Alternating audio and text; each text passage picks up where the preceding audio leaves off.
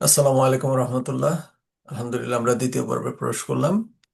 শায়েখের বক্তব্য শেষে ইনশাল্লাহ প্রশ্নোত্তর পর্বে আমরা প্রবেশ করব, যদি সময় থাকে ইনশাল্লাহ। যথাযথ শায়েখ, আপনি শুরু করতে পারেন।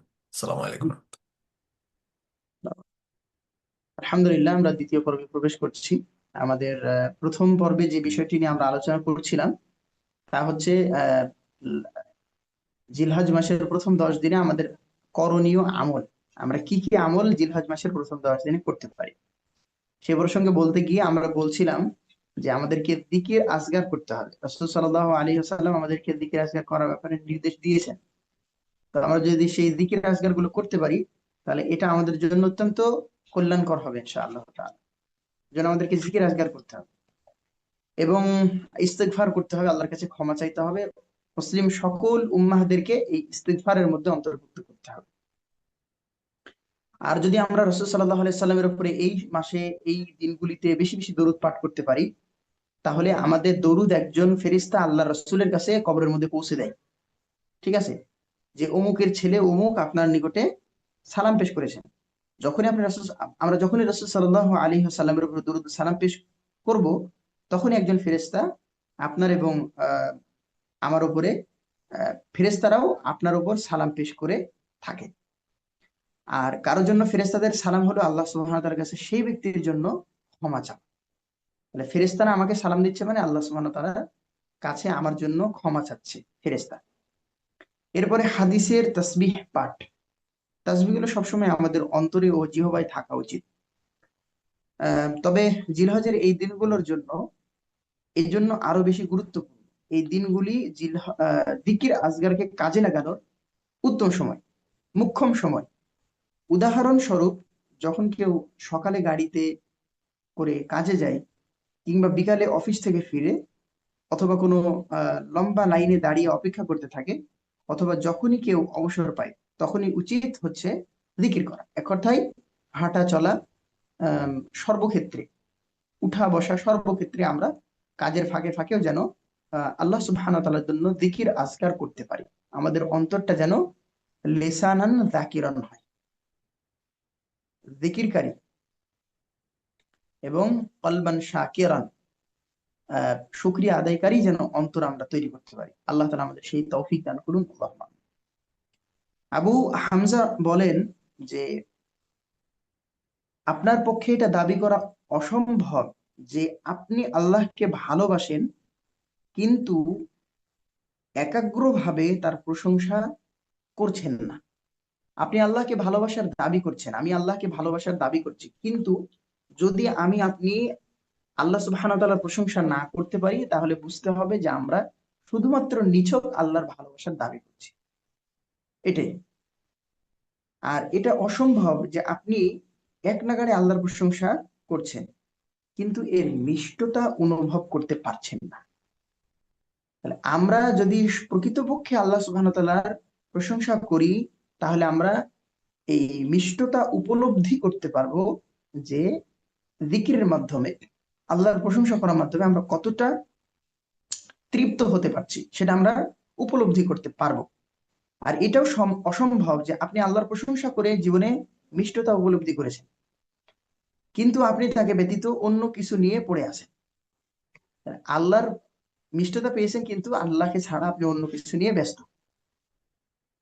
তো সবসময় আল্লাহ সুবহানাহু ওয়া তাআলার প্রশংসা করতে না পারার মূলত মুনাফিকদের লক্ষণ, এটা রাসূল সাল্লাল্লাহু আলাইহি ওয়াসাল্লাম হাদিসে বলেছেন এবং আল্লাহ তাআলা পবিত্র কোরআনে বলেছেন। এর নিজের মধ্যেই বিপদ রয়েছে। আল্লাহ তাআলা বলছেন, ইন্নাল মুনাফিকিনা ইখাদিউনা আল্লাহ ওয়া হুয়া খাদিউহুম ওয়া ইযা ক্বামু ইলাস সালাতি ক্বামু কুসালা ইউরাউনা আন-নাস ওয়া লা ইয়াযকুরুনা আল্লাহ ইল্লা কালিলা। আল্লাহ সুবহানাহু ওয়া তাআলা বলছেন, নিশ্চয়ই মুনাফিকরা আল্লাহকে ধোঁকা দেয় আর তিনি তাদেরকে ধোঁকায় ফেলে শাস্তি দেন আল্লাহ তাআলা। আর যখন তারা নামাজে দাঁড়ায় তখন তারা অলসতা বসে লোক দেখানোর জন্য অলস ভাবে নামাজে দাঁড়ায়, সালাতে দাঁড়ায়, এবং তারা আল্লাহকে খুব কমই স্মরণ করে থাকে। আল্লাহ সুবহানাহু ওয়া তাআলা বলেছেন যে মুনাফিকরা খুবই কমই আল্লাহ সুবহানাহু ওয়া তাআলাকে স্মরণ করে। ইবনে আব্বাস রাদিয়াল্লাহু তাআলা আনহু বলছেন যে আল্লাহ সুবহানাহু ওয়া তাআলা সকল ইবাদতের সীমা নির্ধারণ করে দিয়েছেন। আল্লাহ সুবহানাহু ওয়া তাআলা সকল ইবাদতের সীমা নির্ধারণ করে দিয়েছেন এবং আহ ওজরের সুযোগ রেখেছেন। আল্লাহ তাআলা ওজরের সুযোগ রেখেছেন, বান্দা তার কাছে ওজর পেশ করতে পারে। একমাত্র ব্যতিক্রম হলো জিকির। জিকিরের কোনো ওজর চলবে না, যে আল্লাহ আমি জিকির করতে পারি নাই, কেন জিকির করতে পারো না? তখন আপনি কোনো ওজর পেশ করতে পারবেন না, কারণ জিকির করতে পৃথিবীর কোনো মানুষ আপনাকে ঠেকাতে পারবে না, পৃথিবীর কোনো মানুষ আপনাকে আটকাতে পারবে না। বরং আপনি আল্লাহর জন্য অন্তর থেকে জিকির করতে পারেন, ঠোঁট নড়িয়ে আপনি জিকির করতে পারেন, পৃথিবীর কোনো মানুষ আপনাকে জিকির করা থেকে ঠেকাতে পারে না। সম্মানিত দিন, এই জন্য এই সম্পর্কে আল্লাহ সুবহানাহু ওয়া তাআলার কাছে ওজর পেশ করা যাবে না। আহ, আল্লাহ সুবহানাহু ওয়া তাআলার কাছে ওজর পেশ করা যাবে না, আপত্তি পেশ করা যাবে না। আল্লাহ আমি তো এটা পারি নাই, এটা আমার হয় নাই, ইত্যাদি কোনো কিছু আপনি পেশ করতে পারবেন না। সম্মানিত উপস্থিতি ভাইরা, একমাত্র এই ব্যতিক্রমী ইবাদতই হচ্ছে জিকির। জিকিরের কোনো নির্ধারিত সময় সীমা নেই, যে আমাকে যেমন পাঁচ ওয়াক্ত সালাত টাইম করে আদায় করতে হচ্ছে, জিকিরও ঠিক টাইম করে আদায় করতে হবে, বলতে হবে, পড়তে হবে, বিষয়টি এমন না। যে কোনো স্থানে, সেটা নাপাক স্থান না হোক, পায়খানা বা বাথরুম ইত্যাদি না হোক, অন্য যে কোনো স্থানে আল্লাহ সুবহানাহু ওয়া তাআলার জন্য জিকির করার জন্য আমরা সর্বদা আমাদের মনকে, অন্তরকে এবং ঠোঁটকে প্রস্তুত করে রাখতে পারি। কোনো নির্দিষ্ট পরিমাণ নেই এবং কোনো অজুহাত নেই। জিকিরের কোনো নির্দিষ্টতা নেই, যেমন সালাত 5 ওয়াক্ত আদায় করতে হবে, 17 ওয়াক্ত ফরজ, 17 রাকাত ফরজ সালাত আদায় করতে হবে, 10 থেকে 12 রাকাত সুন্নাত সালাত আদায় করতে হবে। এখন এটা একটা নির্দিষ্ট সালাত, এর বাহিরে আমরা ফরজ বাড়াইতে পারবো না, কমাইতে পারবো না। সুন্নাত সালাত গুলি আমরা আহ বাড়াইতে পারবো না। বাড়াইতে পারবো না বলতে রাসূল সাল্লাল্লাহু আলাইহি ওয়াসাল্লাম যে 12 রাকাত বলেছেন আহ সুন্নাতে মুআক্কাদা, সেই সুন্নাত গুলি কি আমরা আর বাড়াইতে পারবো? আমরা কি 14 রাকাত, 16 রাকাত সুন্নাতে মুআক্কাদা বানাইতে পারবো? পারবো না। রাসূল সাল্লাল্লাহু আলাইহি ওয়াসাল্লাম যতটুকু দিয়েছেন সেটা আমাদের জন্য এনাফ, এবং সেটাই আমাদের জন্য যথেষ্ট, সেটাই আমাদের জন্য অ্যাপ্রোপ্রিয়েট। সম্মানিত দিনী ভাই, তো আল্লাহ সুবহানাহু ওয়া তাআলা বলছেন, ফাইযা কাদাইতুমুস সালাহ ফাযকুরুল্লাহা কিয়ামান ওয়া কুউদান ওয়া আলা জুনুবিকুম।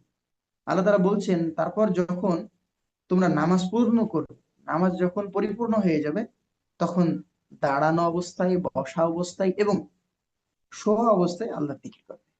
দেখেন, নামাজের পরে আল্লাহ সুবহানাহু ওয়া তাআলা জিকিরের কথা বলছেন, যে তোমাদেরকে নামাজ শেষ হয়ে গেছে, নামাজ পূর্ণ হয়ে গেছে, সালাত শেষ হয়ে গেছে, এখন তোমাদেরকে জিকির করতে হবে। দাঁড়িয়ে থাকো, বসে থাকো বা শুয়ে থাকো, যে কোনো অবস্থায় আল্লাহ সুবহানাহু ওয়া তাআলা কি করতে হবে? জিকির করতে হবে। তাকবীরের ব্যাপারে গুরুত্বপূর্ণ দিক নির্দেশনা দেওয়া হয়েছে। জিলহজের প্রথম 10 দিন পুরুষদের জন্য তাকবীর সশব্দ উচ্চারণ করে দিতে হবে। এই 10 দিন তাকবীর, তাহমিদ, তাহলিল ও তাসবিহ পড়া হলো সুন্নাহ। আর এই সময় ঘরে, বাইরে, মসজিদে, রাস্তাঘাটে যেখানে আল্লাহ সুবহানাহু ওয়া তাআলা জিকির জায়েজ আছে, এই প্রত্যেক স্থানে সশব্দে আল্লাহ সুবহানাহু ওয়া তাআলা জিকির এবং বরত্ব ঘোষণা করা হচ্ছে উত্তম ইবাদত। সব জায়গাতে এই তাকবীর হবে, তাকবীর। সে তাকবীরটা কি? আল্লাহু আকবার, আল্লাহু আকবার, লা ইলাহা ইল্লাল্লাহ, আল্লাহু আকবার, আল্লাহু আকবার, ওয়া লিল্লাহিল হামদ। যদিও বিভিন্ন শব্দে, বিভিন্ন হাদিসে সাহাবীদের থেকে বিভিন্ন শব্দের মাধ্যমে আমরা এই তাকবীর পেয়ে থাকি। সবচেয়ে প্রসিদ্ধ এবং উত্তম যেটা, সেটা হচ্ছে এই তাকবীর। সব জায়গায় এটা আমাদেরকে পড়তে হবে, সশব্দে পড়তে হবে।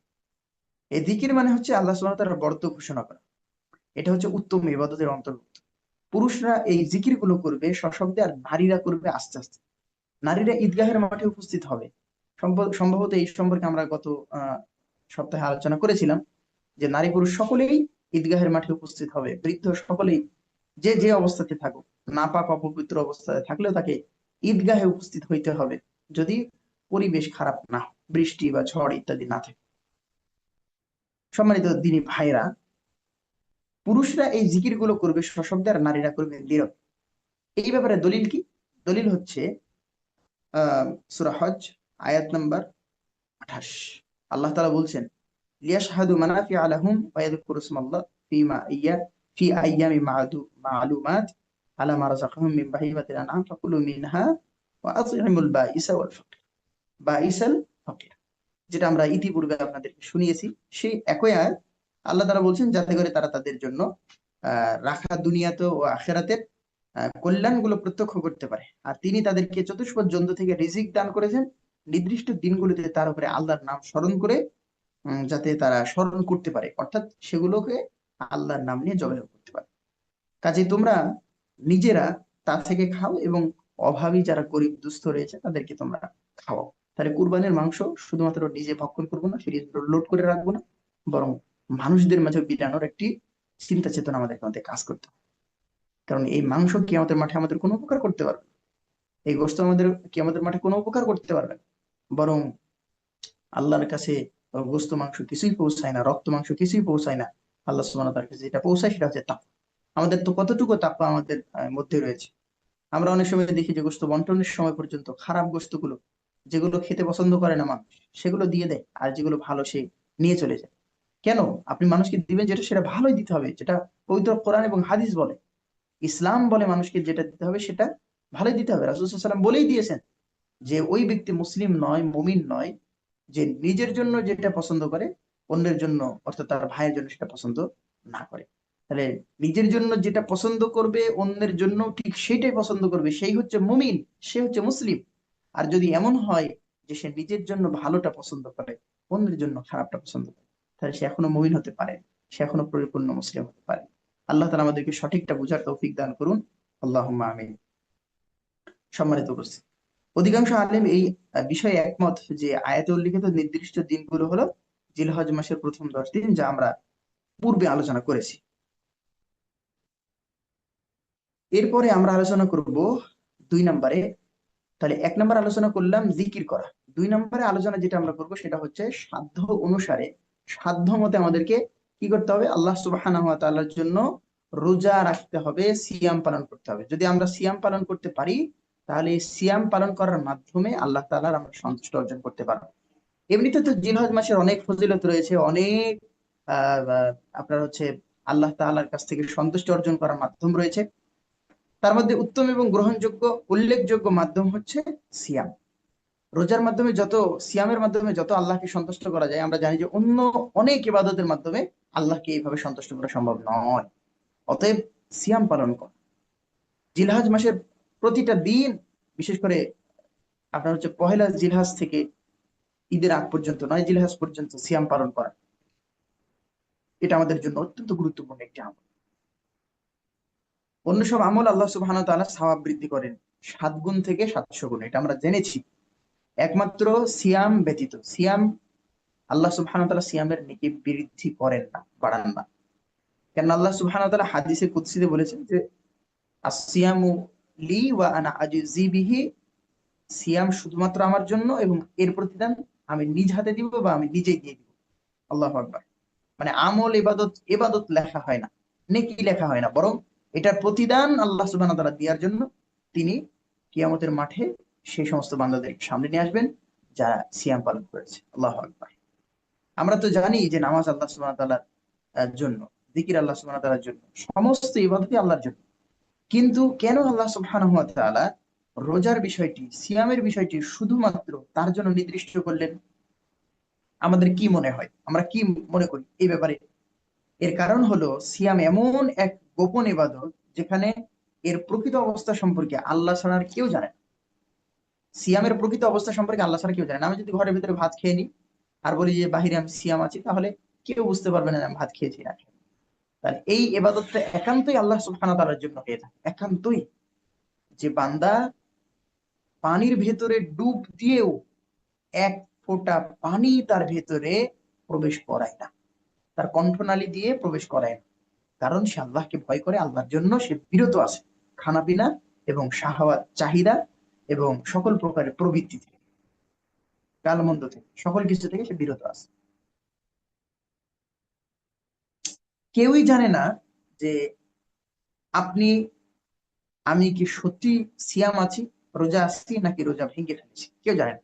ওই যে বললাম, তাই আমাদের জন্য আল্লাহ সুবহানাহু ওয়া তাআলা নিজেই প্রতিদান দান করবেন।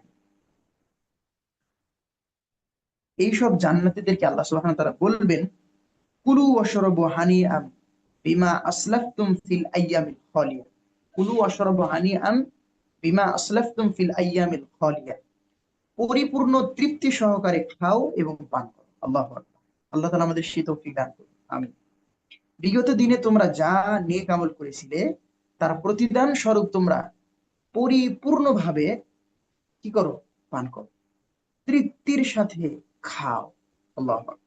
রোজা ভাঙ্গার পূর্বে আমরা যে আহ, একটি দোয়া পড়ে থাকি, যেটা আল্লাহ সুবহানাহু ওয়া তাআলা কবুল করেন, এটাও পুরস্কার হিসেবে পেয়ে যাই আমরা। ইব্রাহিম বিন হানি রাহিমাহুল্লাহ তার মৃত্যুর সময় রোজা অবস্থায় ছিলেন। মৃত্যু শয্যায় তিনি তৃষ্ণার্ত হয়ে যান, যেহেতু রোজা ছিলেন। তো তার পুত্র পানি নিয়ে এলে পুত্র যখন পানি নিয়ে এলো পিতাকে পান করাতে, তখন ইব্রাহিম জিজ্ঞেস করলেন, মাগরিবের ওয়াক্ত কি হয়েছে? ছেলে বলল যে না, মাগরিবের ওয়াক্ত। বাবা বললেন, এরকম একটি দিনের জন্যই তো মানুষ আমল, অতঃপর সিয়াম অবস্থাতেই বিখ্যাত এই আলেম ইব্রাহিম বিন হাদি ইব্রাহিম বিন হানি রাহিমাহুল্লাহ তিনি ইন্তেকাল করলেন, মারা গেলেন।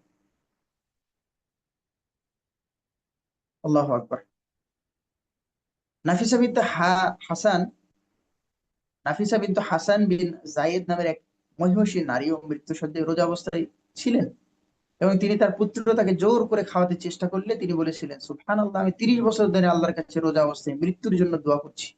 30 বছর ধরে রোজা অবস্থায় মৃত্যুর জন্য দোয়া করছি, আর তুমি কিনা আমার রোজা ভাঙতে চাইছ। এরপর তিনি এই আয়াতটি তিলাওয়াত করলেন এবং তিনি মারা গেলেন। কি আয়াত সেটা? পবিত্র কোরআনের সূরা আনাম 6 নম্বর সূরা 12 নম্বর আয়াত। আল্লাহ বলছেন, কুল্লি মা ফিস সামাওয়াতি কুল্লি মা ফিস সামাওয়াতি ওয়াল আরদ কুল লিল্লাহ কাতাবা আলা নাফসিহি আর-রাহমা লিয়াজআল লিয়াজমাআন্নাকুম ইলা ইয়াউমিল কিয়ামাতি লা রাইবা ফীহি আল্লাযীনা খাসিরু আনফুসাহুম ফাহুম লা ইউমিনুন। বলো, আসমান ও জমিনে যা কিছু আছে তা কার? আল্লাহ তাআলা বলছেন, বলো, আল্লাহর জন্য অনুগ্রহ করাকে তিনি তার নীতি হিসেবে স্থির করেছেন। আল্লাহ নিজের জন্য নিজেই অনুগ্রহ করাকে তিনি তার নীতি হিসেবে স্থির করেছেন। আল্লাহর একটা নীতি হচ্ছে তিনি অনুগ্রহ করেন তার বান্দাদের উপরে। তিনি অবশ্যই তোমাদেরকে একত্র করবেন কিয়ামতের মাঠে, কিয়ামতের দিন। এতে কোনো সন্দেহ নেই। যারা নিজেদের ক্ষতি করেছে তারা ঈমান আনবে না, এটা আল্লাহ তাআলা বলেছেন। যারা নিজেদের ক্ষতি করেছে তারা ঈমান আনয়ন করবে না। তাহলে 2 নম্বর পাইলাম আমরা সিয়াম পালন করা। সিয়াম অত্যন্ত গুরুত্বপূর্ণ ইবাদত, যার মর্ম আমরা তো জানি, যার ফজিলত রাসূল সাল্লাল্লাহু আলাইহি ওয়াসাল্লামের হাদিসের মাধ্যমে আমরা অধ্যয়ন করেছি, জেনেছি। তো সিয়ামের প্রচুর ফজিলত রয়েছে। সেজন্য আমাদেরকে উচিত হচ্ছে এই জিলহজ মাসের প্রথম 10 দিনে অধিক পরিমাণে সিয়াম রাখা। যদিও জিলহজের বেশ কয়েকদিন চলেই গেল, আর হয়তো 2-3 দিন আছে, 2-3 দিন 4 দিন আছে। তো এই জন্য আমাদের উচিত এই বাকি দিনগুলোতে অন্তত সিয়াম রাখার চেষ্টা করা। 3 নম্বর হচ্ছে যথাসম্ভব দান সাদাকা করা। যথাসম্ভব দান সাদাকা। কারণ আল্লাহ সুবহানাহু ওয়া তাআলা রাগ মিটানো যায় দান সাদাকার মাধ্যমে, পাপ মোচন করা যায় দান সাদাকার মাধ্যমে, কবরবাসীর উপকার করা যায় দান সাদাকার মাধ্যমে। দান করলে কবরবাসীর শাস্তি বন্ধ হয়ে যায়, এটা রাসূল সাল্লাল্লাহু আলাইহি সাল্লামের হাদিস। আল্লাহু আকবার। দেখুন, যদি সারা বছর জুড়ে আমাদের দান সাদকা করা উচিত যদিও, কিন্তু আমরা এই জিলহজের প্রথম 10 দিনে দান সাদাকার মাত্রা আরো বাড়িয়ে দিব ইনশাআল্লাহ, এবং বেশি করে দান সাদাকা করব। আল্লাহ তাআলা বলছেন, কুল ইন্না রাব্বি ইয়াবসুতুর রিজকা লিমান ইয়াশাউ মিন ইবাদিহি ওয়া ইয়াকদির ওয়া মা আনফাকতুম মিন শাইইন ফাহুয়া ইউখলিফুহু ওয়া হুয়া খায়রুর রাযিকিন। আল্লাহু আকবার। বলো, আমার প্রতিপালকই তার বান্দাদের মধ্যে যার জন্য ইচ্ছে রিজিক প্রশস্ত করেন। তাহলে আল্লাহ তাআলা যার জন্য ইচ্ছা তিনি রিজিক প্রশস্ত করে দিতে পারেন। যে কোনো ব্যক্তিকে আল্লাহ সুবহানাহু ওয়া তাআলা ধনী বানিয়ে দিতে পারেন, ফকির বানিয়ে দিতে পারেন। যে কোনো ব্যক্তিকে আল্লাহ সুবহানাহু ওয়া তাআলা জ্ঞানী বানিয়ে দিতে পারেন, আবার মূর্খ বানিয়ে ফেলতে পারেন। যে কোনো ব্যক্তিকে আল্লাহ সুবহানাহু ওয়া তাআলা যে কোনো ধন, যে কোনো সম্পদ দান করে দিতে পারেন। সম্মানিত দিনী ভাইরা, এজন্য অহংকার করা যাবে না। এজন্য আমাদেরকে নথি স্বীকার করতে হবে, আল্লাহ সুবহানাহু ওয়া তাআলার কাছে বিনীত থাকতে হবে এবং আল্লাহর পথে ব্যয় করতে হবে। আল্লাহ তাআলা বলছেন, তোমরা কিছু সৎ কাজে ব্যয় করো। তোমরা কিছু কি করো? সৎ কাজে ব্যয় করো, তিনি তার বিনিময় দেবেন তোমাদের। তিনি সর্বশ্রেষ্ঠ রিজিক দেন। তাহলে আল্লাহর রাস্তায় যদি মানুষ যাকাত দেয়, আল্লাহর রাস্তায় যদি মানুষ দান সাদাকা করে, তাহলে এই দান সাদাকাটাই তার জন্য বহুত বড় ইবাদতে পরিণত হবে, যদি বান্দা সঠিকভাবে এটা কাজে লাগাতে পারে। সম্মানিত দিনী ভাই। এরপরে আমরা যেটা জানবো সেটা হচ্ছে ইমাম ইবনে কাসির রাহিমাহুল্লাহ তিনি বলেন যে আল্লাহ সুবহানাহু ওয়া তাআলা দানশীল মুমিনদেরকে এই জীবনে দান করার বা সাদাকার জন্য আখেরাতের তার সমপরিমাণ বা তার চেয়ে অধিক প্রতিদান দান করবেন। ইবনে ওমর রাদিয়াল্লাহু তাআলা আনহু তিনি যখন আল্লাহর সুবহানাহু ওয়া তাআলার এই আয়াত শুনলেন, ইবনে ওমর রাদিয়াল্লাহু তাআলা, আয়াতটা কি? লান তানালুল বিররা হাত্তা তুনফিকু মিম্মা তুহিব্বুন ওয়া মা তুনফিকু মিন শাইইন ফাইন্নাল্লাহা বিহি আলিম। তোমরা যা ভালোবাসো তা হতে তোমরা ব্যয় না করা পর্যন্ত তোমরা কখনোই কল্যাণ লাভ করতে পারবে না। তাহলে আমাদের প্রিয় জিনিসটা দান করতে হবে। ইব্রাহিম আলাইহিস সালামের মতো যেমন প্রিয় জিনিস কুরবানি দিতে চেয়েছিলেন তিনি, ঠিক আমাদের প্রিয়টা কুরবানি দিতে হবে, এবং এই প্রিয় জিনিসটা আমরা যেন মানুষকে খাওয়াতে পারি। ভালো মাংসগুলো আমরা নিয়ে চলে আসলাম, আর গরিবদেরকে যে ছাট গুলো রয়েছে সেগুলো আমরা দিয়ে দিলাম, বা হাড্ডি দিয়ে দিলাম, সামান্য কিছু দিয়ে দিলাম, দিতে চাইলাম না। এগুলি কিন্তু আল্লাহ সুবহানাহু ওয়া তাআলার দরবারে কবুল হবে কিনা আমরা জানি না। কারণ আল্লাহ তাআলা উত্তম ব্যতীত গ্রহণ করেন না, তিনি পবিত্র, পবিত্র ছাড়া কবুল করেন না। আর দেওয়ার ব্যাপারে যেটা বলা হয়েছে সেটা হচ্ছে দান করার সময় অবশ্যই উত্তমটা দান করতে হবে, না হলে মধ্যমটা দান করতে হবে। কিন্তু নষ্ট খারাপ এগুলো দান করা যাবে না, বা এগুলো দান করা উচিত নয়। তো আল্লাহ তাআলা বলছেন তোমরা যা ভালোবাসো, লান তানালুল বিররা হাত্তা তুনফিকু মিম্মা তুহিব্বুন, তোমরা যা ভালোবাসো তা থেকে ব্যয় করো, কারণ ব্যয় না করা পর্যন্ত তোমরা কখনোই কল্যাণ লাভ করতে পারবে না। ওয়ামা তুনফিকু মিন শাইইন ফাইন্নাল্লাহা বিহি আলিম, আর যা কিছু তোমরা ব্যয় করো নিশ্চয় আল্লাহ সুবহানাহু ওয়া তাআলা সে সম্পর্কে সম্যক অবগত। আয়াতটি শোনার পরে আব্দুল্লাহ ইবনে ওমর রাদিয়াল্লাহু তাআলা আনহু তিনি আশেপাশে তাকালেন এবং তার মালিকানাধীন এক দাসীর চেয়ে অধিক ভালোবাসার আর কিছুই পেলেন না। তার অধীনস্থ এক দাসী আছে, তাকে সে খুব ভালোবাসত, আব্দুল্লাহ ইবনে ওমর রাদিয়াল্লাহু। তো তাকে ছাড়া উনি আর কিছুই পেলেন না। তার আশপাশে তাকিয়ে আল্লাহর সন্তুষ্টির জন্য সাথে সাথে ওই দাসীকে তিনি আজাদ করে দিলেন। আল্লাহু আকবার। সাঈদ বিন উবাদা রাদিয়াল্লাহু তাআলা আনহু প্রতিদিন মসজিদে ৮০ জন দরিদ্র মুসলিমকে খাওয়ানোর জন্য তার ঘরে নিয়ে যেতেন। সাঈদ ইবনে উবাদা রাদিয়াল্লাহু আনহু প্রতিদিন ৮০ জন লোককে তার ঘরে তিনি নিয়ে যেতেন। তার পুত্র উত্তরাধিকার সূত্রে আল্লাহর রাস্তায় উদারভাবে ব্যয় করার গুণটি পেয়েছিলেন। তার পুত্রের নাম ছিল কাইস বিন সাঈদ বিন উবাদা রাহিমাহুল্লাহ। সম্মানিত উপস্থিতি ভাইরা, এরপরে ৪ নম্বর বিষয় হচ্ছে কোরআন তেলাওয়াত করা। যাক আমরা আলোচনা সংক্ষিপ্ত করে ফেলবো। কোরআন তেলাওয়াত তো এই ১০ দিন ছাড়াও প্রতিদিনের অভ্যাস, প্রতিদিন তেলাওয়াত করতে হবেই। কিন্তু এই ১০ দিনে মর্যাদা বেশি, ফজিলত বেশি, এই ইবাদতের, এই 10 দিনের ইবাদত আল্লাহর কাছে বেশি প্রিয়। সেই জন্য এই ১০ দিন অন্তত বেশি করে কোরআন তেলাওয়াত করতে হবে। যেমন কোরআন তেলাওয়াতের নির্দেশ দিয়ে রাসূল সাল্লাল্লাহু আলাইহি ওয়াসাল্লাম বলেছেন, মান ক্বারাআ হারফান মিন কিতাবিল্লাহি ফালাহু হাসানাতুন ওয়াল হাসানাতু বিআশরি আমসালিহা লা আকুলু আলিফ লাম মিম হারফুন, আলিফ লাম মিম হারফুন, ওয়ালাকিন আলিফুন হারফুন ওয়া লামুন হারফুন ওয়া মিমুন হারফুন। যে ব্যক্তি কোরআনের একটি হরফ পড়লো তার জন্য রয়েছে একটি নেকি, আর একটি নেকি 10 নেকির সমতুল্য। একটা নেকিকে 10 নেকি বানানো। নবীজি সাল্লাল্লাহু আলাইহি ওয়াসাল্লাম বলেন, আমি বলছি না যে আলিফ লাম মিম একটি হরফ, বরং আলিফ একটি হরফ, লাম একটি হরফ, মিম একটি হরফ। এই প্রত্যেকটা হরফ যদি একটি হরফ প্রতি 10টা করে নেকি হয়, তাহলে 3টি হরফে কত নেকি হবে? 30 নেকি হবে। এই জন্য কোরআন তেলাওয়াত করতে হবে।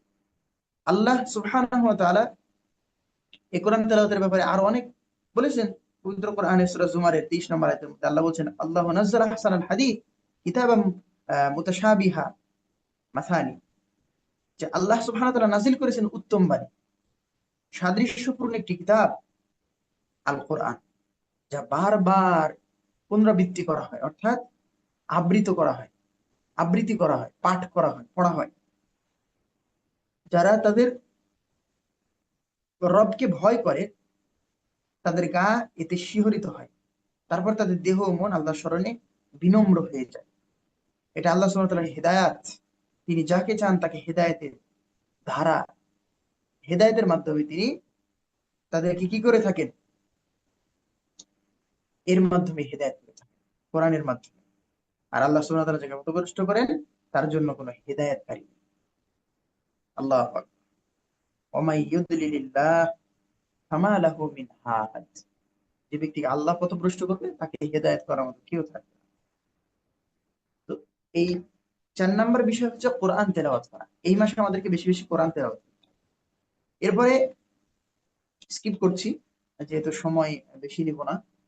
5 নম্বর হচ্ছে অবিরত ও অবিচল ভাবে দোয়া করতে থাকা। যে ব্যক্তি দোয়া করবে না, আল্লাহ সুবহানাহু ওয়া তাআলা তার উপরে রাগ করেন, এটা আমরা জানি। এবং রাসূল সাল্লাল্লাহু আলাইহি ওয়াসাল্লাম বলেছেন, মাল্লাম ইয়াসআলিল্লাহ ইয়াগদাব আলাইহি। যে আল্লাহর কাছে চায় না, আল্লাহ তার উপরে রাগান্বিত হন। যখন আপনি অধীর ভাবে আল্লাহ সুবহানাহু ওয়া তাআলার কাছে দোয়া করবেন, তখন জেনে রাখুন যে আল্লাহ সুবহানাহু ওয়া তাআলা আপনার দোয়া কবুল করবেন ইনশাআল্লাহ। যখন ওলামাদেরকে জিজ্ঞেস করা হয়েছিল যে কিভাবে দোয়া করলে আল্লাহ সুবহানাহু ওয়া তাআলার কাছে দোয়া কবুল হবে, তখন তাদের উত্তর ছিল এমন যে পানিতে ডুবে মরার সময়, পানিতে ডুবার সময় বাঁচার জন্য লোকেরা যেমন মরিয়া হয়ে সাহায্য চায়, পানিতে ডুবে গেলে মানুষ বাঁচার জন্য যেভাবে মরিয়া হয়ে সাহায্য চায়, পাগল পারা হয়ে যায়, কিভাবে সাহায্য নিবে, এই যে ফিলিংসটা তার মধ্যে চলে আসে, আল্লাহ সুবহানাহু ওয়া তাআলার কাছে সেভাবে চাইলে, সেইভাবে দোয়া করলে আল্লাহ সুবহানাহু ওয়া তাআলা দোয়া কবুল। এই বিষয়গুলো দোয়া করার সময় এবং দোয়া কবুলের সময়গুলো খুঁজে বের করতে হবে আমাদেরকে, যে কখন আমরা দোয়া করতে পারি বিশেষ করে, এবং বিশেষ করে কখন কোন সময় দোয়াটা কবুল হয়, কখন দোয়াটা গ্রহণযোগ্য হয় বেশি। যেমন রাতের শেষ তৃতীয়াংশে ইয়ানজিলু রাব্বুনা তাবারাকা ওয়া তাআলা কুল্লা ইয়াউমিন লাইলাতিন, প্রত্যেক রাতে আল্লাহ সুবহানাহু ওয়া তাআলা পৃথিবীর নিকট আসমানে নেমে আসে এবং 3টি কথা বলেন, মাইয়াসআলুনি ফাউতিয়া লাহু, মাইয়াগফিরুনি মাস্তাগফিরুনি ফায়াগফির লাহু। এভাবে 3টি কথা বলেন যে কে আমার কাছে কিছু চাইবে আমি তাকে দান করব, কে আমার কাছে ক্ষমা চাবে আমি তাকে ফাআগফির লাহু ক্ষমা করে দিব, কে আমার কাছে আহ কি বলে হেদায়েত চাইবে বা কে আমার কাছে কিছু চাইবে, কে ক্ষমা চাইবে তাকে আমি ক্ষমা করে দিব, হেদায়েত দিব, মানে যা চাইবে তাই দিব। আল্লাহু আকবার। এভাবে আল্লাহ সুবহানাহু ওয়া তাআলা বলতে থাকেন। তাহলে রাতের শেষ তৃতীয়াংশ দোয়া কবুল হওয়ার একটি সময়। ফজর সালাতের পূর্বে আজান ও ইকামতের মধ্যবর্তী সময়, এই যে ফরজ সালাত আমরা পড়ে থাকি, যোহর আসর ফজর মাগরিব এশা, এই ফজর জোহর আসর মাগরিব এশা, এই ফরজ সালাতের জন্য যে আজান গুলি দেওয়া, এই আজান থেকে নিয়ে একামত পর্যন্ত, মানে সালাত শুরু হওয়ার আগ পর্যন্ত এর মধ্যে যে সময়, এই সময়টাতে আল্লাহর কাছে দোয়া করলে দোয়া কবুল হয়। তারপরে জুমার দিনে ইমাম যখন মিম্বারে অবস্থান করেন সেই সময় দোয়া করলে দোয়া কবুল হয়। তারপরে বৃষ্টির সময় যদি দোয়া করা হয় দোয়া কবুল হয়। তারপরে সিজদারত অবস্থায় যদি দোয়া করা হয় তাহলে দোয়া কবুল হয়, কারণ রাসূল সাল্লাল্লাহু আলাইহি ওয়াসাল্লাম বলেছেন, আকরাবু মা ইয়াকুনুল আবদ ওয়া হুয়া সাজিদ ফাআকতিরুদ দুআ। বান্দা সবচেয়ে বেশি আল্লাহর কাছে যায় যখন সেই বান্দা কি করে, যখন সেই বান্দা সেজদা করে, সেজদায় থেকে, সেজদায় থাকা অবস্থায় সেই বান্দা সবচেয়ে বেশি আল্লাহ সুবহানাহু ওয়া তাআলার নিকটবর্তী হয়ে যায়। এজন্য আল্লাহ রাসূল বলছেন ফাআকতিরুদ দুআ, তোমরা এই সিজদায় গিয়ে বেশি বেশি করে আল্লাহ সুবহানাহু ওয়া তাআলার কাছে দোয়া করো, আল্লাহ সুবহানাহু ওয়া তাআলার কাছে দোয়া করো, আল্লাহ সুবহানাহু ওয়া তাআলার কাছে চাও। তাহলে 5 নাম্বার আমরা যেটা পাইলাম, আচ্ছা, 5 নাম্বার আমরা যেটা পাচ্ছি সেটা হচ্ছে অবিরত ভাবে ও অবিচল ভাবে দোয়া করে যাওয়া। আমরা আলোচনা শেষ করে দিচ্ছি ইনশাআল্লাহ। তারপরে কিয়ামুল লাইল, যারা গভীর রাতে কিয়ামুল লাইল আদায় করেন তাদের জন্য জান্নাতে সচ্ছল দেয়ালে প্রাসাদ প্রস্তুত করা আছে। এছাড়া স্বয়ং আল্লাহ সুবহানাহু ওয়া তাআলা রাতের ইবাদতকারীদের প্রতি খুশি হন। আর আল্লাহ সুবহানাহু ওয়া তাআলা কারো প্রতি খুশি হলে সেটা হয় তার জন্য সার্থক, সে আল্লাহ সৃষ্টির উত্তম সৃষ্টি। এটাই নেককারদের পথ, গুনাহ থেকে বাঁচার জন্য রাস্তা। আল্লাহ তাআলা বলছেন, ফালা তা'লামু নাফসুম মা উখফিয়া লাহুম মিন কুররাতি আ'য়ুন জাযাআন বিমা কানু ইয়ামালুন। আল্লাহ সুবহানাহু ওয়া তাআলা পবিত্র কোরআনে সূরা সাজদা 17 নম্বর আয়াতের মধ্যে উল্লেখ করছেন, 32 নম্বর সূরা 17 নম্বর আয়াতের মধ্যে আল্লাহ সুবহানাহু ওয়া তাআলা উল্লেখ করছেন, কেউ জানে না তাদের কাজের পুরস্কার হিসেবে চোখ জুড়ানো কি জিনিস তাদের জন্য লুকিয়ে রাখা হয়েছে। আল্লাহ আকবার। তাহলে কেউ যদি এই আল্লাহ সুবহানাহু ওয়া তাআলার জন্য ইবাদতগুলো করতে পারে, তাহলে তাদের জন্য লুক্কায়িত রয়েছে এমন কিছু গুপ্ত ভান্ডার, ধন ভান্ডার, এমন কিছু মূল্যবান মৌলিক, এমন কিছু সৌন্দর্য, এমন কিছু চাকচিক্য, যেটা সে পৃথিবীতে কখনো শুনেনি, দেখেনি এবং কল্পনা করেনি। আল্লাহ আকবার। এটা তো রাসূল সাল্লাল্লাহু আলাইহি ওয়াসাল্লাম বলেছেন। জান্নাতের আহ ক্যাটাগরির কথা বলতে গিয়ে রাসূল সাল্লাল্লাহু আলাইহি ওয়াসাল্লাম বলছেন, জান্নাতের ব্যাপারে বলতে গিয়ে আল্লাহ রাসূল সাল্লাল্লাহু আলাইহি ওয়াসাল্লাম বলছেন, জান্নাত হচ্ছে ওই জিনিস যেটা সম্পর্কে দুনিয়ার কোনো মানুষ কখনো চিন্তা করবে পারে না। কখনো চিন্তাই করতে পারবে না মানুষ। লা সামিআত ওয়ালা উযুনাত, কোনো চোখ কখনো দেখেনি, কোনো কান কখনো শুনেনি, ওয়ালা ফাত্তি আলা কলবি বাশার, আও কামা ক্বালা আলাইহিস সালাতু ওয়াস সালাম, এবং কোনো হৃদয়, কোনো অন্তর কখনো সেটা কল্পনা করতে পারে না। এত সুন্দর জান্নাত আল্লাহ তাআলা আমাদের জন্য প্রস্তুত করেছে। এই জান্নাত কে যাবে? এই জান্নাতে প্রবেশ করবে ওই সমস্ত ব্যক্তিরা যারা রাতে তাহাজ্জুদের সালাত পড়ে। আল্লাহু আকবার। ৭ নাম্বার হচ্ছে আরাফার দিনের মর্যাদা। আরাফার দিনের ফজিলত সম্পর্কে রাসূল সাল্লাল্লাহু আলাইহি ওয়াসাল্লাম বলেছেন, মা মিন ইয়াউমিন আকতার মিন ইউতিকাদাল্লাহু ইউতিকাল্লাহু ফীহি আবদান মিন নাসি ইয়াউমিন আরাফাত। ওই যে একই হাদিস যেটা বলা হচ্ছে, রাসূল সাল্লাল্লাহু আলাইহি ওয়াসাল্লাম বলেছেন যে আল্লাহর নিকটে আরাফার দিনের চেয়ে উত্তম কোনো দিন নেই।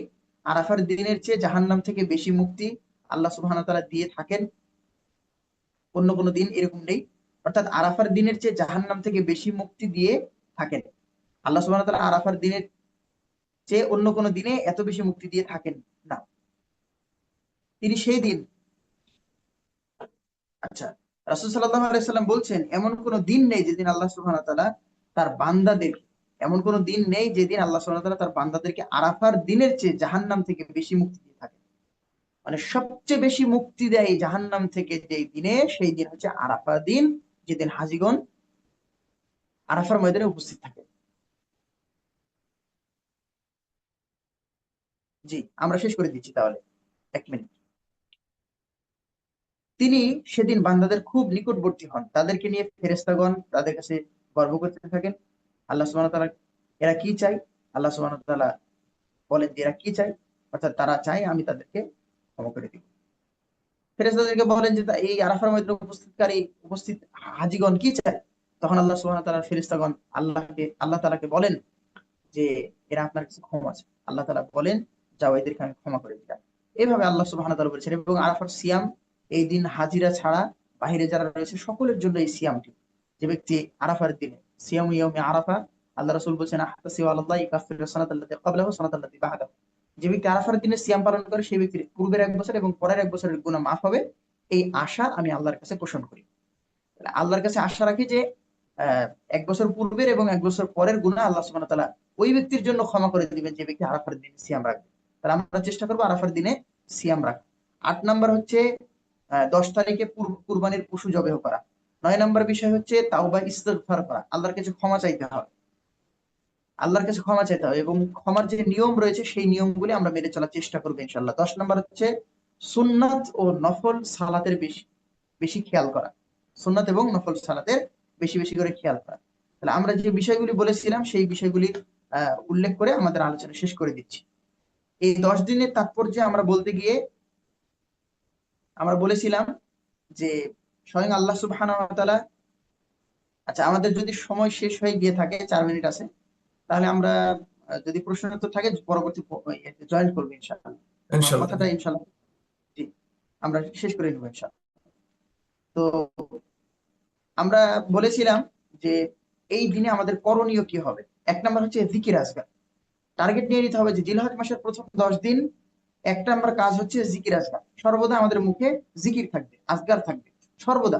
2 নাম্বার হচ্ছে আমরা এই দিনগুলিতে বেহুদা করে কাটাবো না, খানা পিনা ভোগ বিলাস করবো না, বরং সিয়াম পালন করার মাধ্যমে এই দিনগুলি অতিবাহিত করার চেষ্টা করবো। 3 নাম্বার, দান সাদাকা করা। এই দিনগুলিতে দান সাদাকা করার বিশেষ কিছু খাসিয়াত রয়েছে, অর্থাৎ উত্তমতা রয়েছে। এই দিনগুলিতে যদি আমরা আল্লাহর রাস্তায় দান করতে পারি, তাহলে এটা আমাদের জন্য আল্লাহর কাছে প্রিয় আমলগুলির একটি অন্তর্ভুক্ত হবে। 4 নাম্বার বিষয় হচ্ছে কোরআন তেলাওয়াত করা। অন্য সময় তো আমরা কোরআন তেলাওয়াত করবো, বিশেষ করে এই দিনগুলিতে আমরা কোরআন তেলাওয়াত বেশি বেশি করার চেষ্টা করবো ইনশাআল্লাহ। 5 নাম্বার বিষয় হচ্ছে অবিরত ও অবিচল ভাবে দোয়া করতে থাকা, আল্লাহর কাছে চাইতে হবে, না চাইলে কিন্তু কিছু পাওয়া যাবে না। আমাদের আহ বেদাতি ভাইয়েরা একটা দলিল দিয়ে থাকেন যে আহ এই যে হাত তুলে মোনাজাতের ব্যাপার, এই যে বাচ্চা যেমন দুধ খাওয়ার জন্য না কান্না করলে মা যেমন দুধ দেয় না, তো আল্লাহ সুবহানাহু ওয়া তাআলার কাছে যদি বান্দা কান্নাকাটি না করে, সম্মিলিত মোনাজাত না করে, তাহলে আল্লাহ তারা শুনবেন না। আস্তাগফিরুল্লাহ। বরং আল্লাহ সুবহানাহু ওয়া তাআলা নিরিবিলি পছন্দ করেন। দেখেন, দিনের কোনো এত ফজিলত নাই যেই রাতের ফজিলত বলা হয়েছে। অর্থাৎ আল্লাহ তাআলা প্রত্যেক রাতের শেষ তৃতীয়াংশে আসমানের সবচেয়ে নিকটবর্তী, দুনিয়ার সবচেয়ে নিকটবর্তী আসমানে নেমে আসে এবং ক্ষমা দেওয়ার ব্যাপারে আশ্বাস দেন বান্দাদেরকে, আমি তোমাদের ক্ষমা করে দিব, কি চাও আমি তোমাদেরকে সেটা দিব, তোমাদের যা চাওয়া পাওয়া আছে সবকিছু আমি পূরণ করে দেবো। এটা কখন আল্লাহ তাআলা দিনের বেলা করেন না, এটা আল্লাহ সুবহানাহু ওয়া তাআলা অন্য কোনো সময় করেন না। তাহলে আমাদেরকে বুঝতে হবে যে এই যে আহ দোয়া করা, ক্ষমা চাওয়া বা আল্লাহর কাছে প্রার্থনা করা, চাওয়া, এটা নিরিবিলি সবচেয়ে বেশি গুরুত্বপূর্ণ। কারণ রাতে সবাই ঘুমিয়ে যায়, তখন নিরিবিলি আল্লাহর কাছে চাইলে আল্লাহ সুবহানাহু ওয়া তাআলা সেটা দান করে। আর মোনাজাত করা মানেই হচ্ছে নিরিবিলি আল্লাহর কাছে চাওয়া। যাই হোক, 6 নম্বর হচ্ছে কিয়ামুল লাইল, রাতে তাহাজ্জুদ। এটা অত্যন্ত গুরুত্বপূর্ণ। সফল হইতে হলে রাতে তাহাজ্জুদের সালাত পড়তে হবে। সফল হইতে হলে রাতে তাহাজ্জুদের সালাতের ব্যতিক্রম কিছু নাই। অবশ্যই আমরা দুনিয়ায় আখেরাতে সফল হইতে পারবো যদি রাতে তাহাজ্জুদ সালাত আদায় করতে পারি। 7 নম্বর হচ্ছে আরাফার মাঠের মর্যাদা। আরাফার মাঠে যারা আছে তারা হচ্ছে আল্লাহর মেহমান, আল্লাহ তাআলা তাদেরকে ক্ষমা করে দিবেন বলে ঘোষণা দিয়েছে এবং তাদের একটি প্রতিদান জান্নাত। 8 নম্বর হচ্ছে 10 তারিখে আমাদেরকে পশু কুরবানি করতে হবে। আমরা যার যে সামর্থ্য আছে সেই সামর্থ্য অনুযায়ী আমরা কুরবানি করার চেষ্টা করবো ইনশাআল্লাহ। 9 নম্বর হচ্ছে তাওবা এবং ইস্তেগফার করা, আল্লাহর কাছে তাওবা করতে হবে, ক্ষমা চাইতে হবে। নির্দিষ্ট যে রুলস আছে, নির্দিষ্ট যে নিয়ম আছে, সেই নিয়ম মাফিক আমাদেরকে আল্লাহর কাছে তাওবা করতে হবে, ক্ষমা চাইতে হবে। 10 নম্বর হচ্ছে সুন্নাত ও নফল রোজ কি বলে সালাত আদায় করা। আমরা শুধুমাত্র ফরজ সালাতের প্রতি যত্নবান নয়, বরং ফরজ সালাতের প্রতি তো যত্নবান হবই, পাশাপাশি সুন্নাত এবং নফল সালাতের প্রতি যত্নবান হব। আল্লাহ তাআলা আমাদেরকে এই 10টি বিষয় আলোচনা যা আমরা শুনলাম শুরু থেকে পর্যন্ত, এই সমস্ত বিষয় আমাদের জীবনে বাস্তবায়ন করার, আমল করার তৌফিক দান করুন। আল্লাহুম্মা আমিন।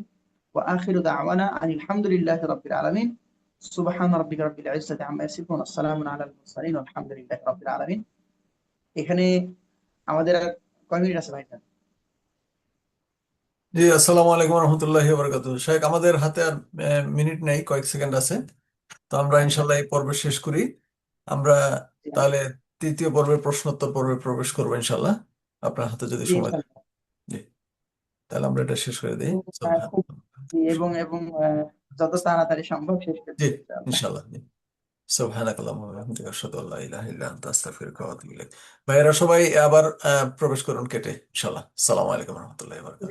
একদম সংক্ষিপ্ত সময়ে আমরা প্রশ্ন উত্তর করবো ইনশাআল্লাহ। ইনশাল্লাহ।